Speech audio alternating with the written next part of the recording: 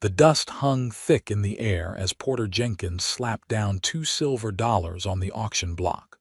The coins making a pitiful sound against the weathered would all he had to his name after losing everything else. The crowd around him fell silent, then erupted in laughter as the auctioneer called out, "Sold! The mail-order bride no one else bid on goes to the fool with $2. Porter kept his eyes fixed on the young woman standing on the platform, her face downcast but her posture rigid with a dignity that surprised him. He didn't have much to offer her, but he reckoned a life with him had to be better than whatever else awaited her if he hadn't stepped forward. It was 1873 in the unforgiving territory of Montana, and the winter had been harsh on Porter's small cattle operation. At 32, he'd weathered enough seasons to know that without help, he wouldn't make it through another. The advertisement for mail-order brides had seemed like his last hope, though he hadn't planned on actually bidding today. He'd just come to town for supplies, but something about the dejected stance of the final woman presented had pulled at whatever decency remained in his heart. The woman Penelope Foster, according to her papers, kept her gaze lowered as Porter approached. She clutched a small valise that looked nearly as worn as the plain brown dress she wore. Her chestnut hair was tied back in a severe bun, but wisps escaped around her face, which was smudged with the grime of long travel. "Miss Foster," Porter said, tipping his hat. "I'm Porter Jenkins. I've got a small place about 10 miles from town. It ain't much, but it's shelter." She finally raised her eyes to his, and Porter was struck by their clarity, deep blue like the mountain lakes, and just as cold. "Mr. Jenkins, I appreciate your intervention. The other bids were less than favorable." Porter nodded, noticing for the first time that there were indeed other men hovering, rough-looking fellows who managed the saloon and brothel at the edge of town. His jaw tightened at the realization of what fate he'd spared her from, even if by accident. "Let's get your papers sorted and be on our way before sundown," he said, keeping his voice even. "Got supplies to pick up, and the trail gets treacherous in the dark." The transaction was completed with little ceremony. The marriage broker, a portly man with tobacco-stained fingers, handed over her contract with obvious disinterest. "She's supposed to fetch $50, he complained. "Boss'll have my hide." "She fetched what the market would bear," Porter replied flatly.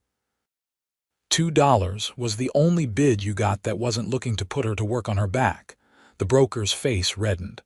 "Now see here, I saw plenty," Porter cut him off. "We're done." Outside, Porter loaded his meager supplies onto his wagon while Penelope stood quietly beside it, her valise clutched to her chest like a shield. "You can put that in the back," he offered, gesturing to her bag. She hesitated, then placed it carefully among his supplies. "Mr. Jenkins," she began, her voice steady despite her obvious discomfort, "I should inform you that I am not experienced in the ways of marriage, but I am a hard worker and I can cook and clean. I taught school back east before." She stopped abruptly. Porter paused in his loading. "Before what, Miss Foster?" She straightened her shoulders. "Before circumstances required me to seek other arrangements." He nodded, sensing there was much more to her story but respecting her right to keep it private. "I ain't looking for a wife in anything but name right now, Miss Foster. What I need is help with the ranch. It's just me since my brother passed last year and I'm falling behind. If you can cook and tend a garden, that'll be more than enough to start."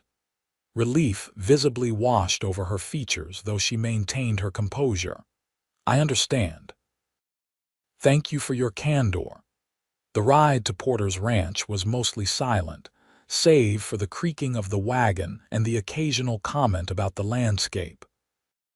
Porter pointed out landmarks to help Penelope orient herself: the tall pine that marked the turn off the main trail, the rock formation that resembled a sleeping bear, the creek that ran along the property line. As they crested the final hill, Porter's ranch came into view. It wasn't much a small cabin with a lean-to stable, a corral for the horses, and a barn that had seen better days. A few head of cattle grazed in the distance, far fewer than should have been there for a viable operation. "Home," Porter said simply, pulling the wagon to a stop. Penelope took in the scene with careful eyes. "How many cattle do you have?" 27, Porter answered, surprised by the question. "Lost nearly half the herd in the winter storms." She nodded thoughtfully. "And how many acres?" Porter eyed her with newfound curiosity. 160. "Homesteaded it 5 years ago with my brother." "You know something about ranching, Miss Foster." "My father had a small farm in Pennsylvania," she replied. "Nothing like this, but I understand the principles of animal husbandry and crop rotation." For the first time that day, Porter felt a glimmer of hope. Perhaps this arrangement wouldn't be as awkward as he'd feared. The cabin was sparse but clean.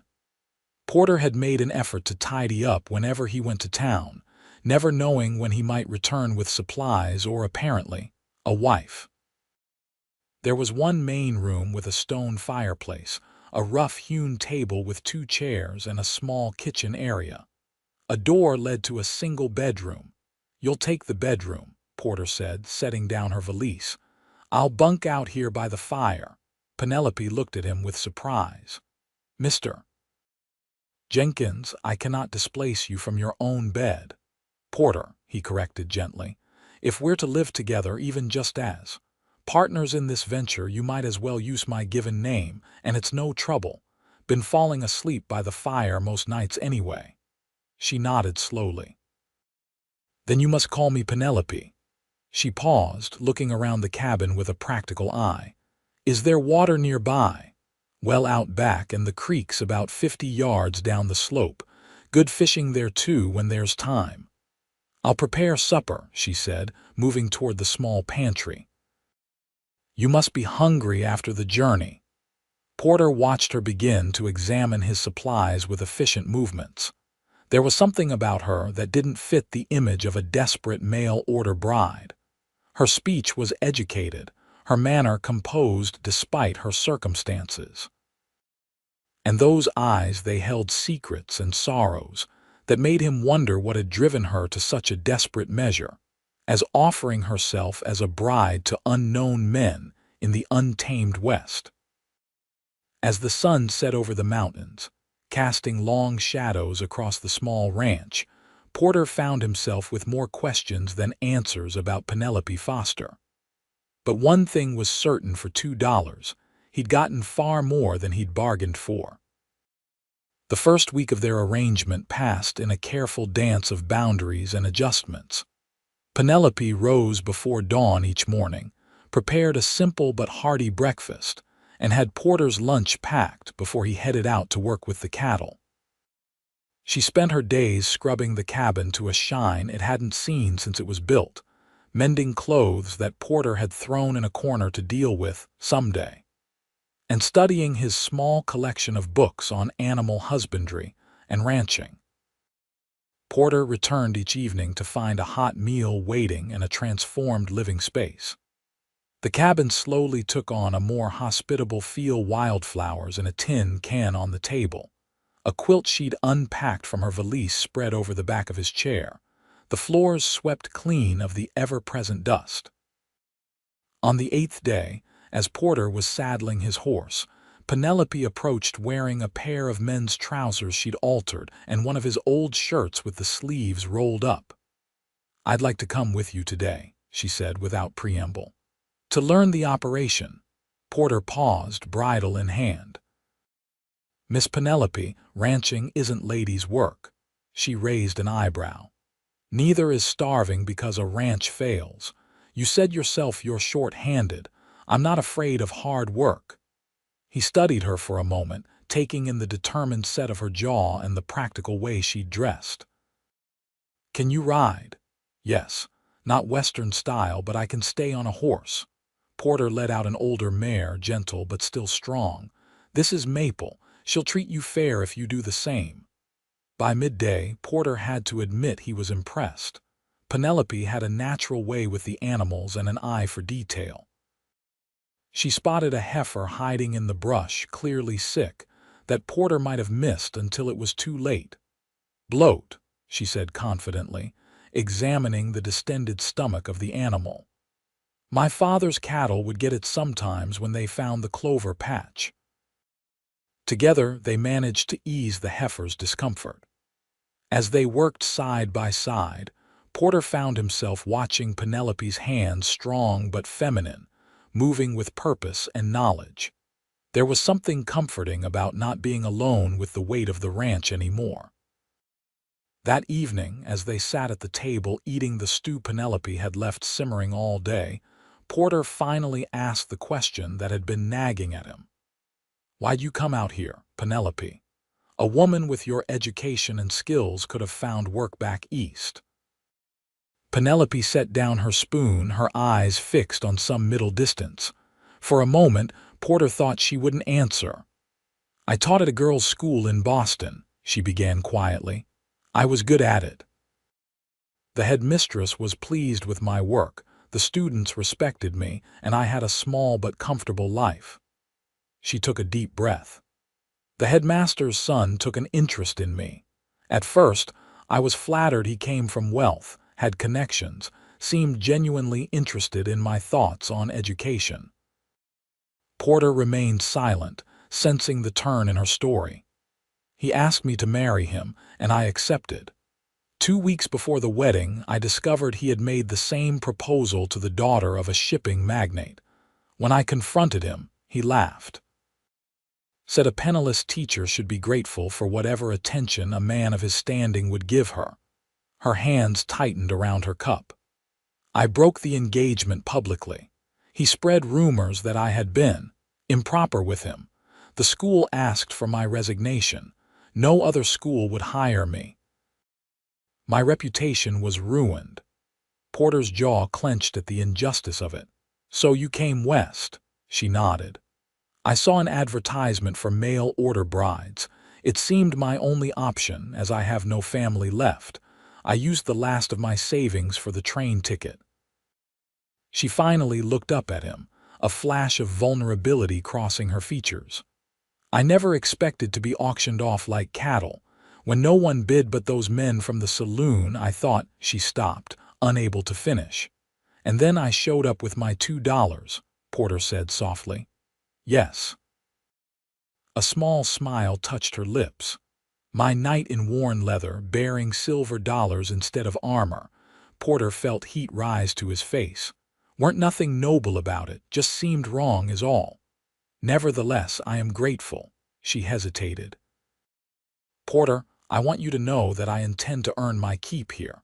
This arrangement may not be what either of us planned, but I believe we can make it work to both our advantages." He nodded, strangely moved by her determination. "I believe that too, Penelope." That night, as Porter settled into his bedroll by the fire, he found himself thinking of the strength it must have taken for Penelope to leave everything behind and travel across the country to an unknown fate. His admiration for her grew, along with something else he wasn't quite ready to name. As spring turned fully to summer, the rhythms of ranch life settled into a partnership neither Porter nor Penelope had anticipated.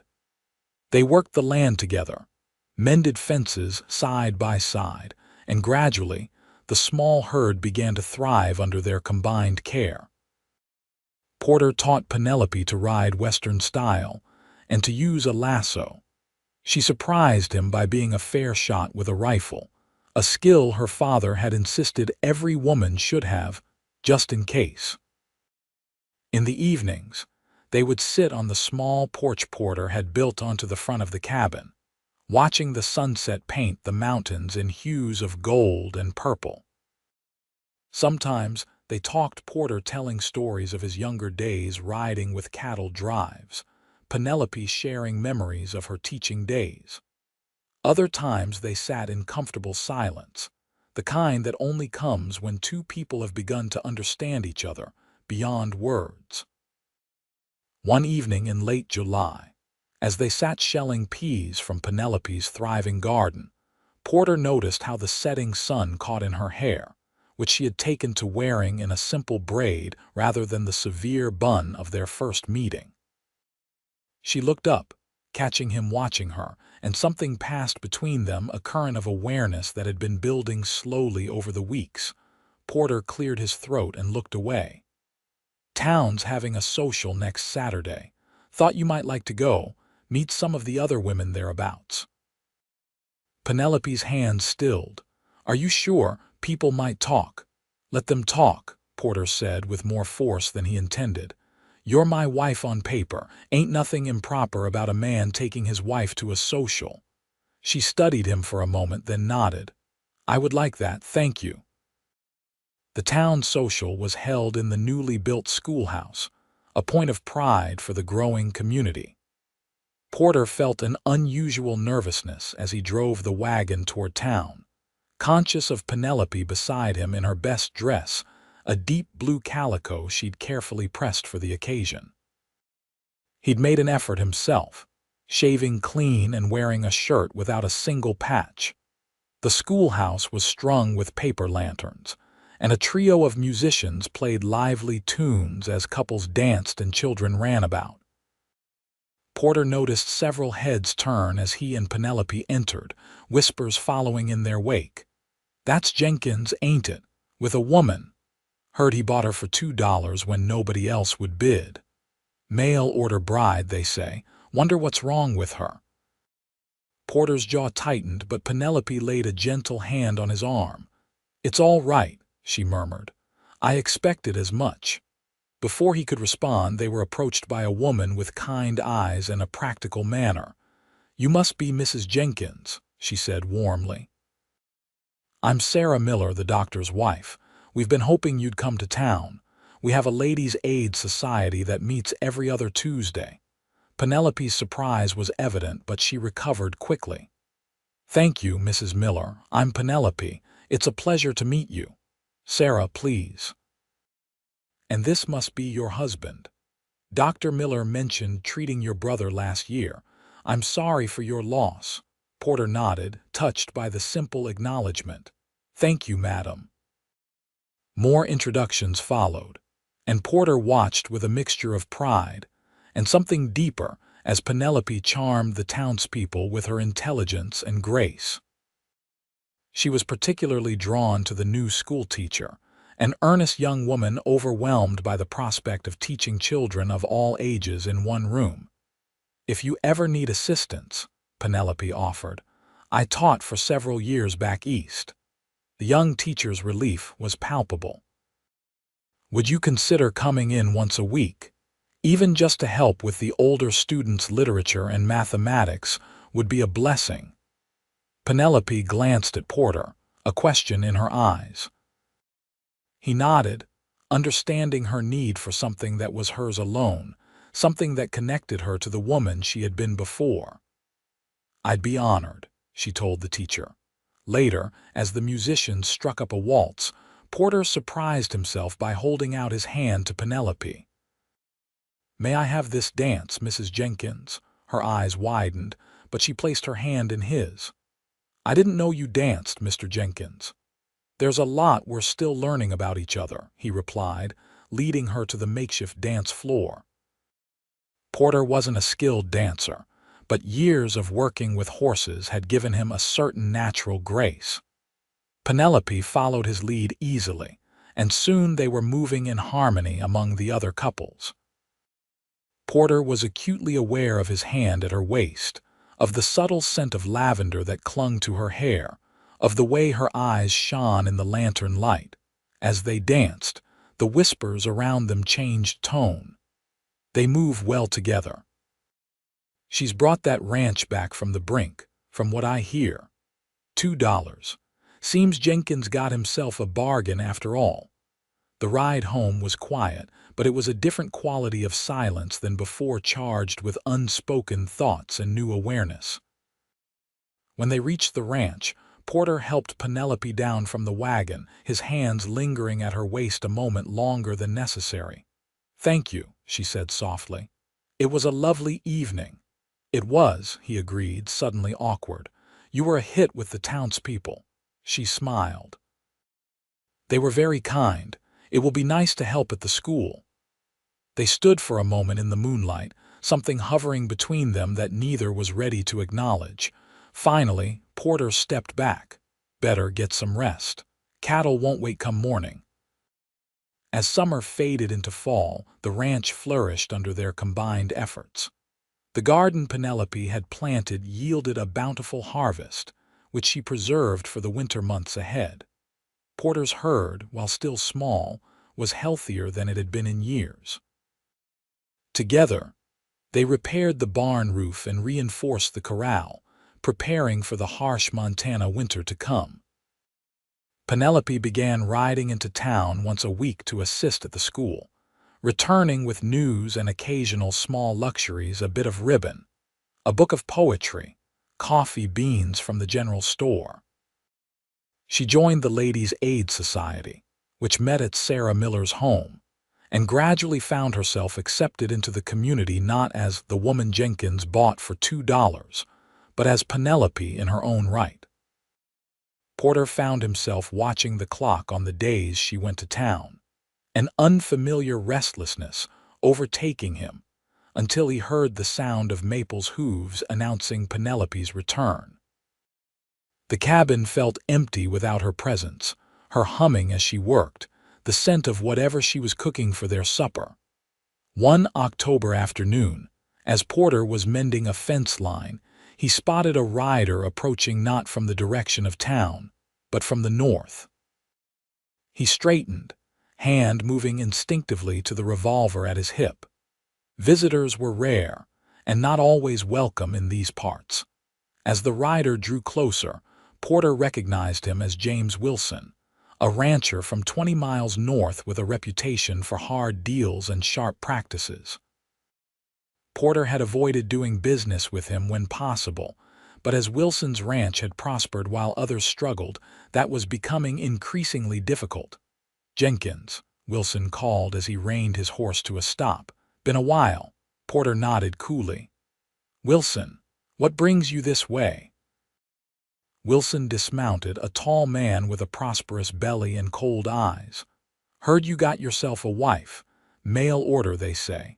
Porter's jaw tightened. "My personal business ain't yours to discuss." Wilson held up his hands in a placating gesture. "No offense meant, just making conversation."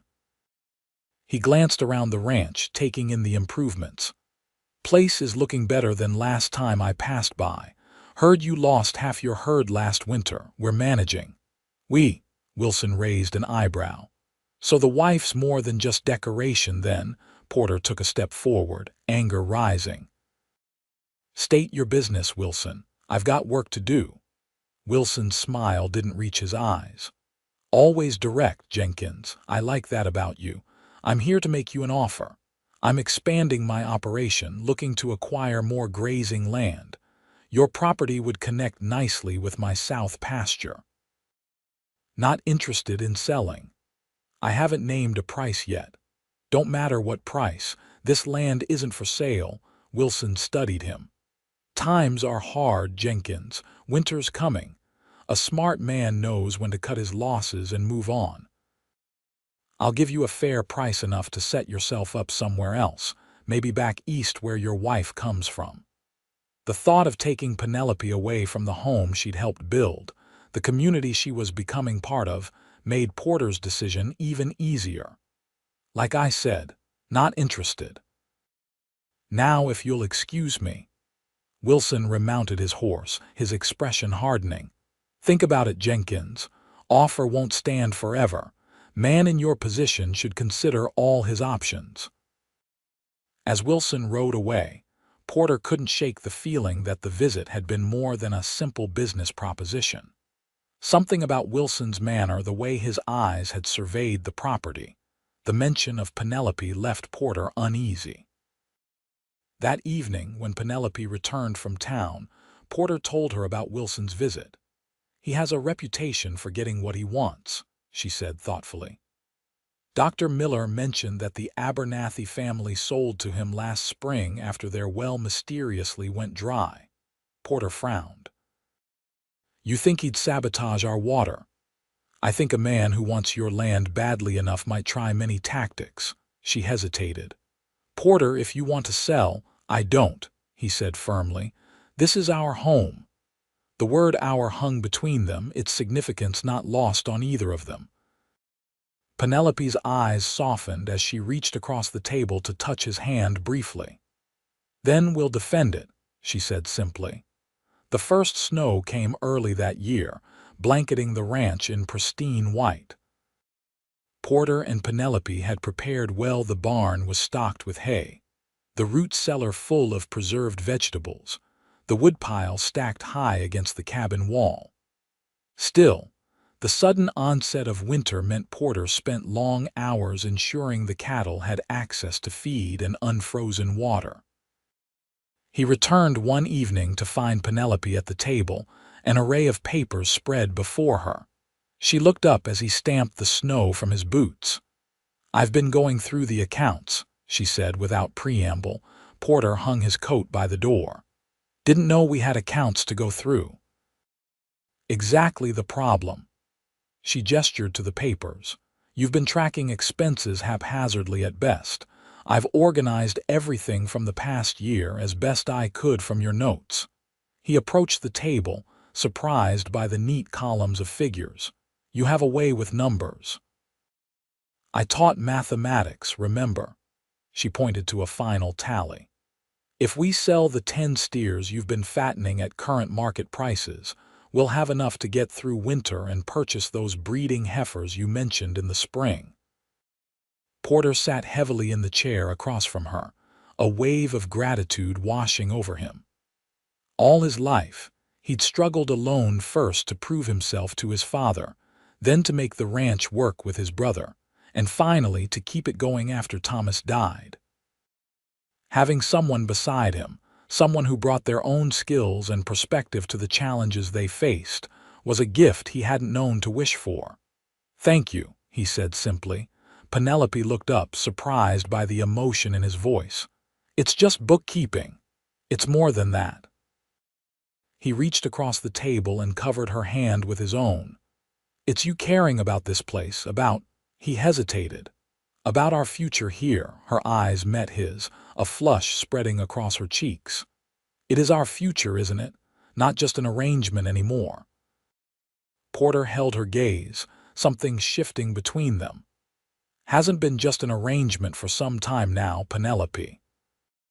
The confession hung in the air between them, neither quite ready to take the next step, but both acknowledging that something had changed, had been changing since that day he'd placed $2 silver on an auction block. The moment was broken by a sharp gust of wind that rattled the windows. Penelope withdrew her hand gently. The storm's picking up. You should get warm. I've made stew. That night, as the blizzard howled outside, Porter lay awake by the fire, thinking of Penelope just beyond the bedroom door. He'd come to care for her in a way he hadn't expected, not just as a partner in working the ranch, but as a woman whose strength and grace had awakened feelings he'd thought long buried. The question that kept him awake was whether she might feel the same. The winter stretched on, harsh and unforgiving. Porter and Penelope fell into new rhythms, confined more often to the cabin by snow and bitter cold. They spent evenings reading aloud from Penelope's small collection of books, playing checkers with a set Porter carved from scraps of wood, or simply talking. Porter found himself sharing stories he'd never told another soul about his difficult relationship with his father, his dreams for the ranch, his fears after Thomas died that he wouldn't be able to keep going alone. Penelope, in turn, spoke more of her life before her childhood on the Pennsylvania farm, her determination to get an education despite her father's initial reluctance, her joy in teaching young minds. She rarely mentioned the man who had betrayed her, but when she did, Porter noticed the hurt in her voice had lessened, replaced by a cool dismissal that spoke of healing. One particularly cold night in January, as they sat before the fire, Penelope darning socks while Porter cleaned his revolver, she asked a question that caught him off guard. "Have you ever been in love, Porter?" His hand stilled on the gun. "Once. Long time ago." She waited, her needle pausing in its rhythmic movement.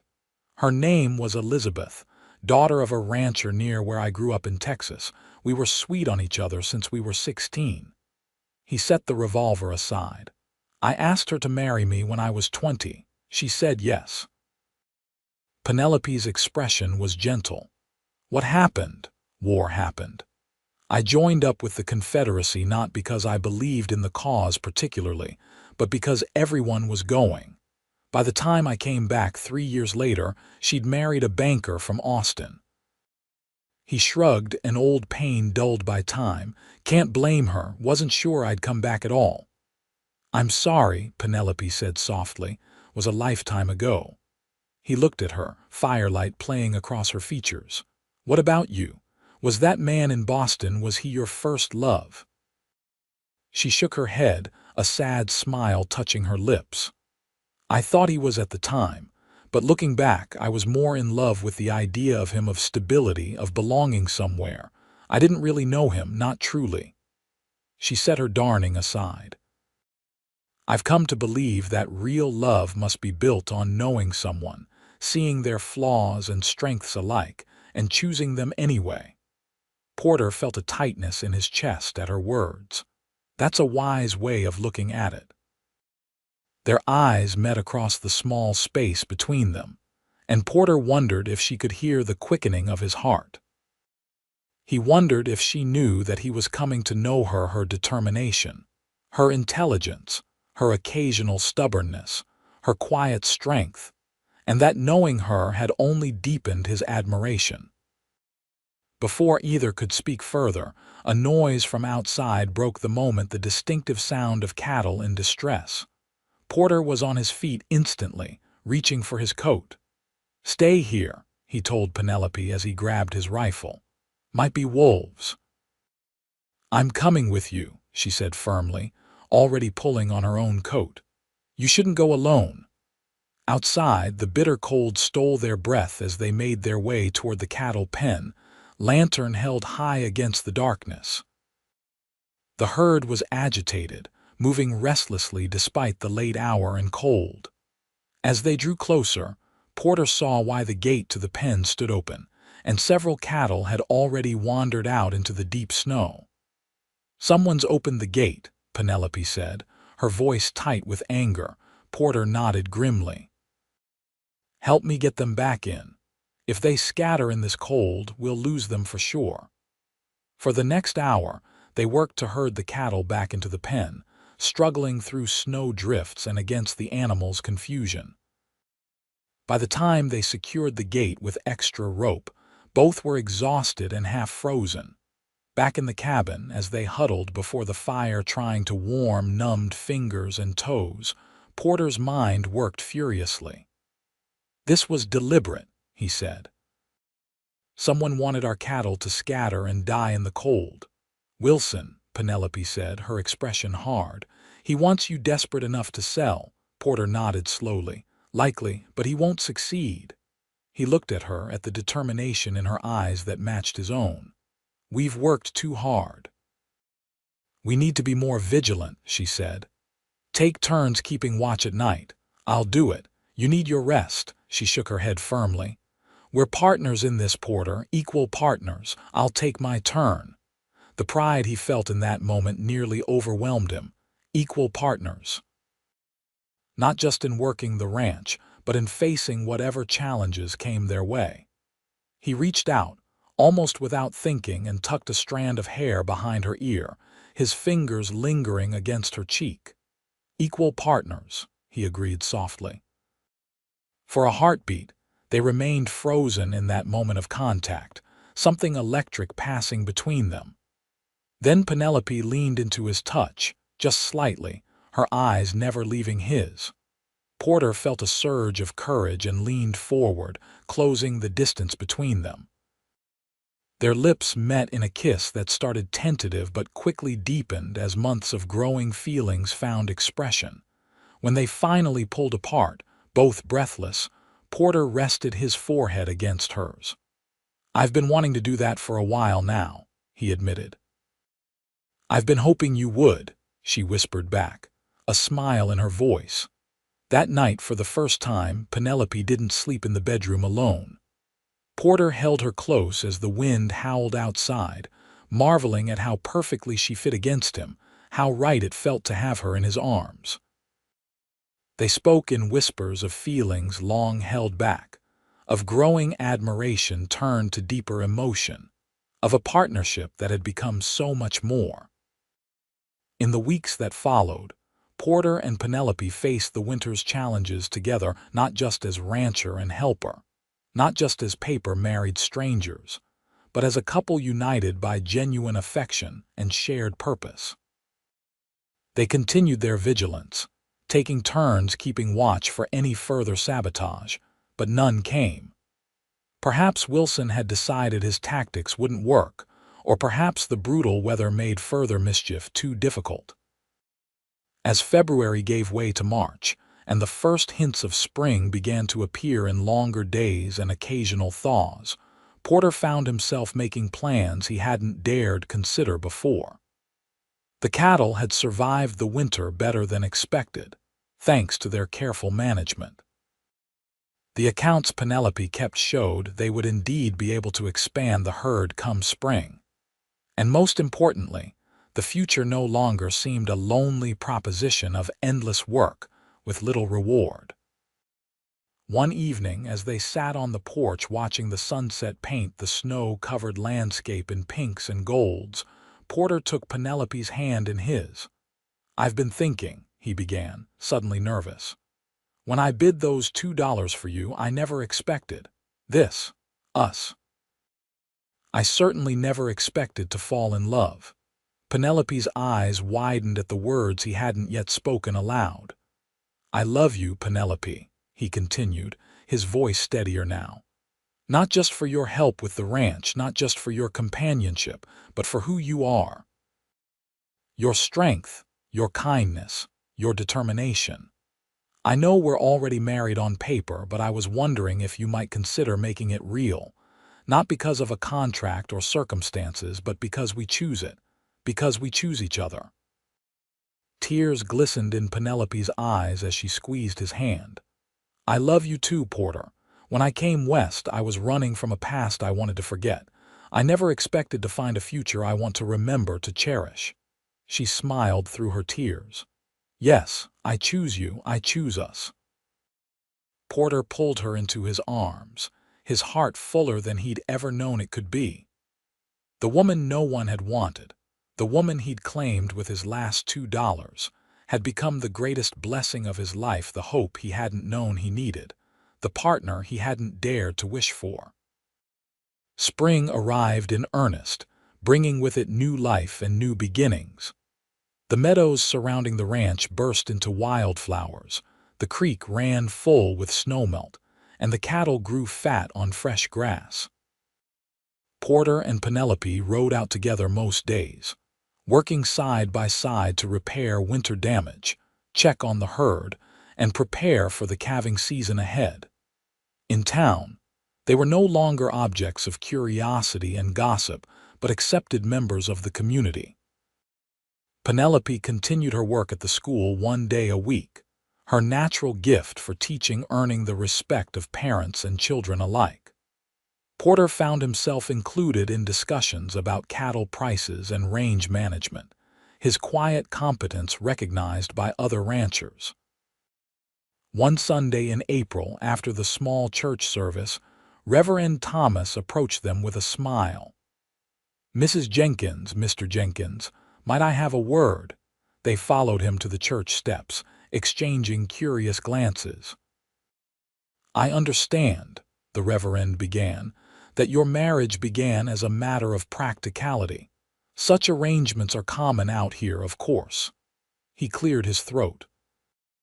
"But I've observed the two of you these past months, and it seems to me that what started as convenience has grown into something more genuine." Porter took Penelope's hand. "It has at that, Reverend." The older man beamed. "I thought as much. I wanted to offer my services, if you'd like to renew your vows this time before God and your community, as a true expression of your feelings for one another." Penelope's face lit up at the suggestion. "Porter, what do you think?" He squeezed her hand, moved by the idea of publicly declaring what had grown between them. "I'd be honored if you would." "Then it's settled," the Reverend said happily. "Next Sunday after service, the Ladies' Aid Society would be delighted to arrange a small celebration, I'm sure." As they rode home that afternoon, plans already forming for their renewal ceremony, Porter marveled at the journey that had brought them to this point. "Who would have thought," he said, "that the best investment of my life would be $2 at an auction block?" Penelope laughed, the sound carrying across the spring meadows. "I think I got the better deal myself." The following Sunday dawned clear and warm, as if nature itself approved of their celebration. The small church was decorated with spring wildflowers, and every member of the community turned out for the occasion. Sarah Miller had helped Penelope refashion her blue dress with new lace at the collar and cuffs, while Porter wore a new shirt purchased specially for the day. As they stood before Reverend Thomas, hands joined and hearts full, Porter barely heard the words of the ceremony, so focused was he on the woman before him, no longer the desperate, dignified stranger from the auction block, but his partner, his friend, his love. When it came time to speak their vows, Porter's voice rang clear and true.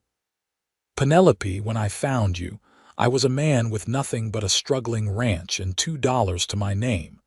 Now I'm the richest man in Montana, because I have your love.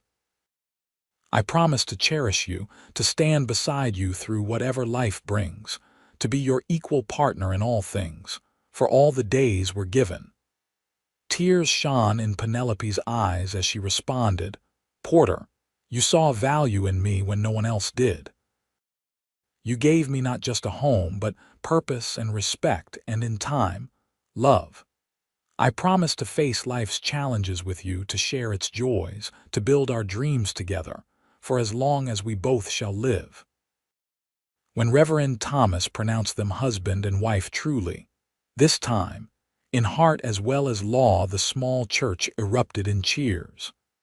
The celebration that followed at the schoolhouse was modest by some standards, but felt like a feast to Porter and Penelope. The community that had once whispered about them now toasted their happiness, the women hugging Penelope with genuine affection, the men clapping Porter on the back with approval.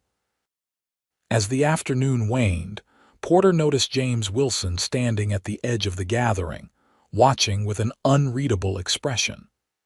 When their eyes met, Wilson gave a slight nod before turning to leave. Porter understood it as acknowledgement, perhaps even respect, and a sign that the threat had passed. Their determination had won out against his tactics. That evening, as they returned to their ranch, their home, Porter helped Penelope down from the wagon and then surprised her by sweeping her into his arms. "Porter," she laughed as he carried her toward the cabin. "What are you doing?" "Carrying my bride across the threshold," he replied with a grin. "Properly this time." Inside, the cabin no longer felt like the bachelor quarters it had once been. Under Penelope's care, it had become a true home, still simple, still reflective of the hard work of ranching life, but warm with touches that spoke of permanence and belonging. A quilt on their bed made from scraps of meaningful fabrics. Books lining shelves Porter had built. Wildflowers in a jar on the table, changed with the seasons. Small things that together created a haven. As spring gave way to summer, and summer to fall, the ranch prospered under their joint stewardship. The herd grew, The garden flourished, and with careful management of the resources Penelope tracked so meticulously, they were able to hire occasional help for the busiest seasons. The lean-to stable was replaced with a proper structure, and they added a small room onto the cabin planning. Porter admitted with a mix of hope and shyness, for the family they might one day have. That hope was realized the following spring, when Penelope shared the news that she was expecting. Porter's joy knew no bounds as he gently placed a hand on her still flat stomach, imagining the child that would join their family come winter. "Boy or girl, doesn't matter to me," he told her as they lay together one evening, his hand protectively covering where their child grew. "Long as they have your brains and determination." Penelope smiled, running her fingers through his hair. "And your heart, Porter Jenkins. Your generous, seeing heart that looked past what everyone else saw and found something worth $2 silver. Best bargain of my life," he murmured against her lips. "And I'd pay it 1,000 times over." Their daughter, Hope Elizabeth Jenkins, was born on a snowy December night, with Sarah Miller attending the birth while Porter paced anxiously outside the bedroom door.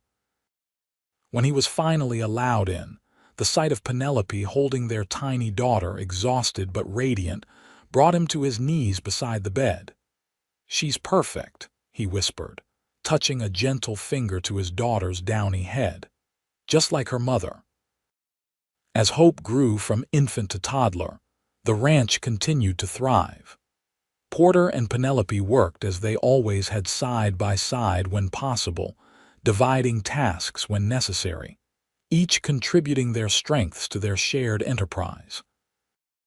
The mail-order bride no one had wanted, and the struggling cowboy with just $2 to his name had built a life that was rich in all the ways that truly mattered. 3 years after Hope's birth, they welcomed a son, Thomas Porter Jenkins, named for the brother Porter had lost and the father who had found his future in an unexpected place. Their family was complete, their home filled with the laughter and energy of children growing up in the freedom of the Montana countryside. On the 10th anniversary of the day Porter had placed those $2 on the auction block, he presented Penelope with a small velvet box after the children were asleep. "What's this?" she asked, surprised by the unexpected gift. "Open it," he urged. Inside lay a delicate gold locket.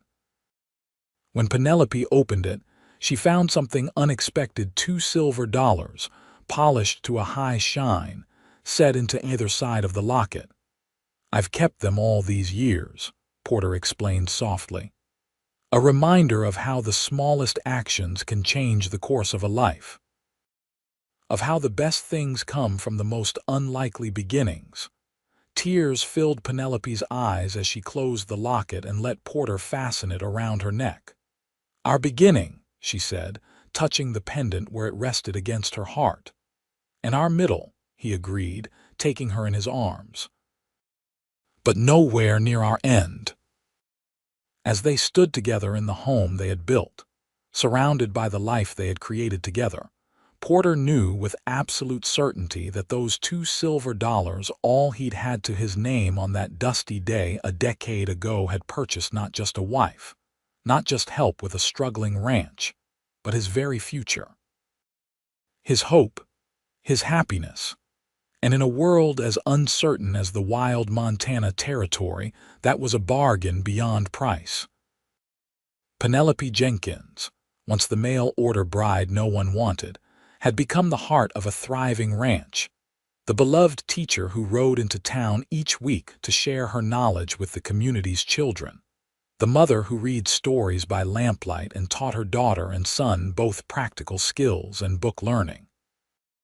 And most of all, she had become the partner and love of a man who had once been alone, struggling against odds that seemed insurmountable.